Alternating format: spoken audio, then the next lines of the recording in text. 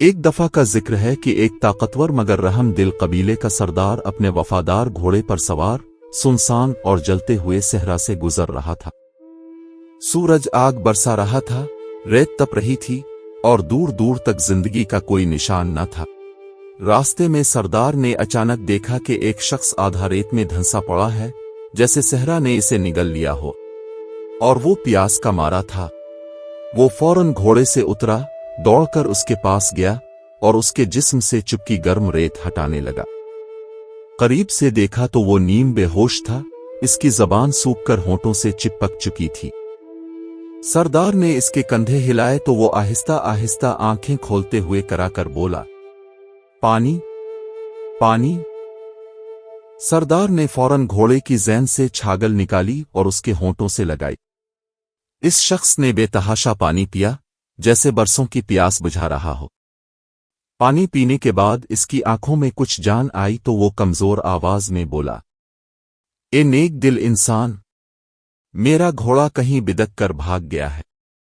اگر تم مجھے اپنے ساتھ بٹھا کر کسی آبادی کے قریب چھوڑ دو تو میں ہمیشہ تمہارا شکر گزار رہوں گا۔ سردار نے خوش دلی سے کہا، تم میرے مہمان ہو، آؤ میرے پیچھے بیٹھ جاؤ۔ وہ شخص اٹھنے کی کوشش کرتا، لڑکھڑاتا اور پھر دوبارہ ریت پر گر پڑتا۔ وہ ہانپتے ہوئے بولا، میرا جسم جواب دے چکا ہے، براہ کرم مجھے خود سہارا دے کر گھوڑے پر بٹھا دو۔ سردار رحم کھا کر اور اسے اپنے بازوؤں میں اٹھا کر گھوڑے پر بٹھانے لگا، مگر جیسے ہی وہ پوری طرح سوار ہوا، اس نے اچانک سردار کو دھکا دے کر زمین پر گرا دیا اور وہ گھوڑے کو بھگا کر آندھی کی طرح غائب ہونے لگا۔ سردار گرد و غبار میں پڑا اٹھا اور اسے آواز دی۔ کچھ فاصلے پر جا کر وہ راہزن رکا، مڑا اور واپس آ کر طنزیہ ہنسی کے ساتھ بولا، میں ایک راہزن ہوں اور لٹیرے سے وفا کی امید رکھنا حماقت ہے۔ سردار نے ضبط کے ساتھ جواب دیا، تم نے میرا گھوڑا لوٹا مگر میری غیرت نہیں۔ بس ایک بات یاد رکھنا، جب تم اس گھوڑے کو بیچو تو میرا نام لینا کہ میں نے تحفے میں دیا ہے، تاکہ لوگ صحراؤں میں مدد مانگنے والوں سے نفرت نہ کریں۔ راہزن ہنسا اور غائب ہو گیا۔ ادھر جب سردار خالی ہاتھ گھر پہنچا تو اس کی بیوی زہرا نے اس کی حالت دیکھ کر گھبرا کر پوچھا، آپ اکیلے کیسے واپس آ گئے؟ گھوڑا کہاں ہے؟ سردار نے ساری حقیقت بیان کر دی۔ زہرا نے نہ غصہ کیا نہ شکوہ، بلکہ آہ بھر کر بولی، آپ نے وہی کیا جو ایک سچا انسان کرتا ہے۔ گھوڑا گیا تو کیا ہوا، آپ کی نیکی سلامت ہے۔ کچھ دن بعد اسی علاقے میں لوٹ مار کی خبریں پھیلنے لگیں۔ سردار کو شک ہوا کہ وہی شخص اب قافلوں پر حملے کر رہا ہے۔ اس نے اپنے قبیلے کے بہادر نوجوانوں کے ساتھ ایک حکمت عملی بنائی۔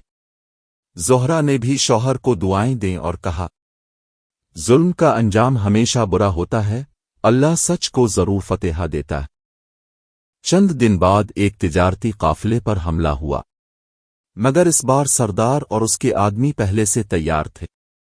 گھمسان کی لڑائی کے بعد وہ راہزن پکڑا گیا۔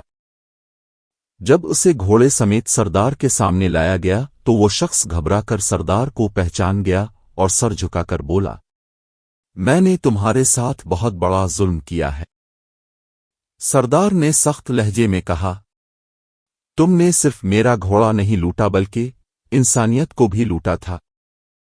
اسے قبیلے کے فیصلے کے تحت شہر لے جا کر حکام کے حوالے کر دیا گیا، جہاں اسے سخت سزا کے ساتھ جیل بھیج دیا گیا۔